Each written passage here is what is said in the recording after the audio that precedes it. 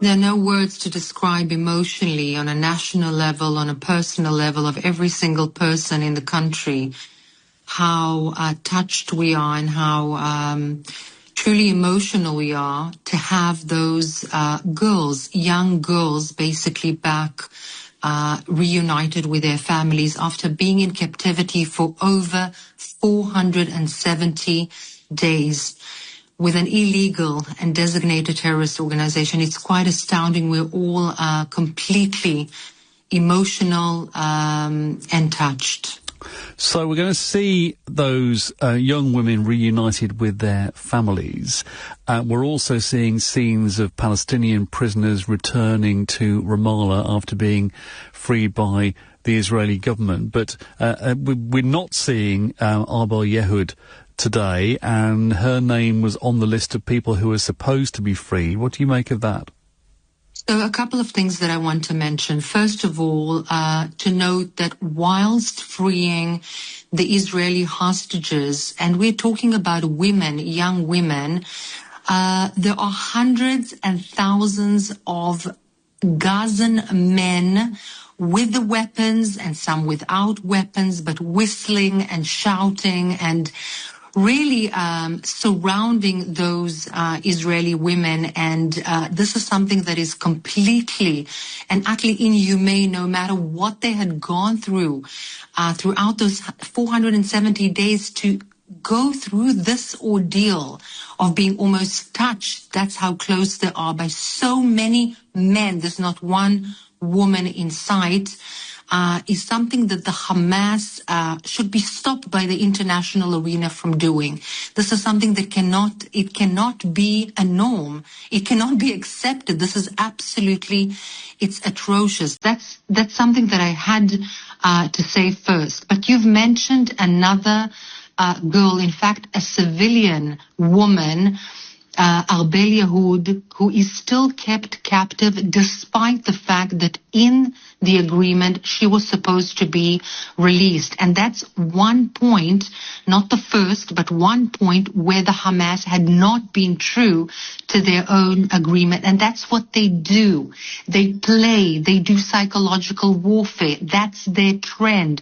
That's the way in which they perceive they can play further with the minds of the Israeli people. We were hearing earlier that it may be a logistical problem that she's being held by a different group in a different location. It's not been possible to free her today. They say she's alive and well and will be released in a few days. Problem.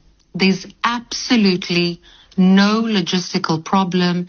The Hamas are playing. They are playing with the minds of the Israeli public, with the minds of the international arena. There are experts in PR, unfortunately, very differently to the Israelis, and they had staged the entire release of those 4 hostages that we saw free today on a stage with those pieces of paper where they actually say, you are now a graduate of what?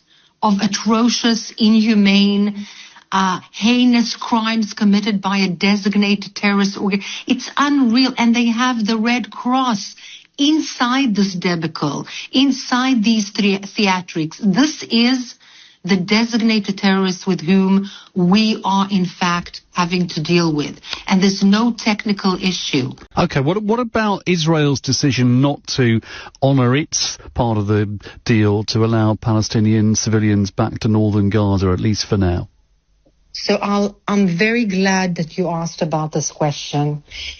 This is an opening, in fact, for Israel, and I'm praying that this will be taken by the Israeli government and that the international arena and not the mediators whose hands are not clean and not wholeheartedly for the sake of Western values, like in the UK, for example.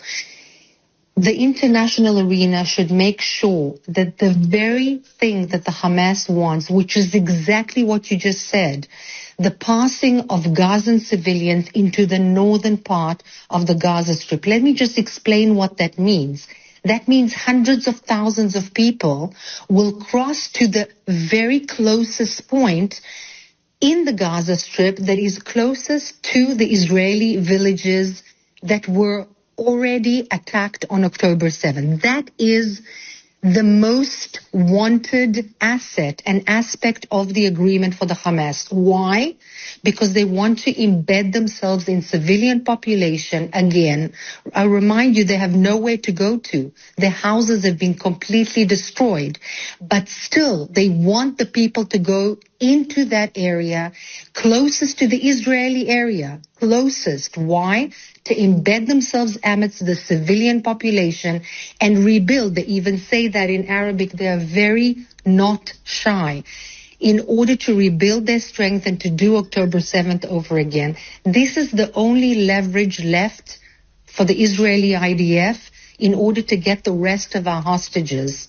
I understand. So if we see the continuation of both sides not honouring the ceasefire deal that's already been signed, then the idea of phase 2 negotiations and the ceasefire becoming permanent is for the birds, isn't it? Well, I would say that anything that is signed with Hamas is for the birds, but because we are insistent on getting our hostages back and we are willing to pay very high prices, and I remind you, we are freeing murderers, people who had killed civilians in terrorist bombings and attacks, from jails into the West Bank, not only into Gaza, but also into the West Bank and to East Jerusalem. In other words, amidst our very own people, very close to our borders, we are willing to pay very high prices. But the only true leverage that the Israeli government and the IDF have is that Netzarim crossing. This is the important issue at hand. And the international arena must pressure Hamas to let the hostages go, and the Netzarim crossing will be opened for the people to come through. And Ruth, finally, let me press you on this. A lot of people, including some members of the hostages' families, say that securing the release of the hostages has not been Benjamin Netanyahu's priority, because he could have agreed to this same ceasefire deal many months ago if it had been. The reason this has happened is Donald Trump's issued some instructions. This may be true. I have no idea. I don't know, and I don't speak for Benjamin Netanyahu.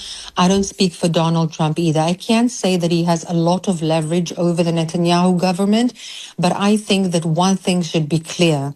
There are two sides to the story. It's not Israelis and Palestinians at all. This is the framing the terrorist organizations would like all of us to have. The framing is radical, Islamist, heinous, atrocious factors versus the Western free values that actually sanctify life.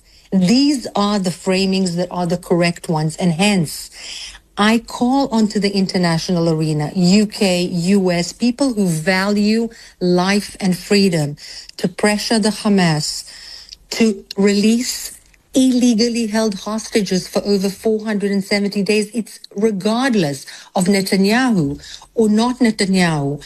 Donald Trump and the UK administration as well should call, and any normal human being, because they are not there just against Israelis. Radical Islam is against the UK, Europe, Canada, the US. This is the raison d'etre of Hamas. And this should be clear to everybody's minds. Ruth, thank you. Ruth Wasserman Lande.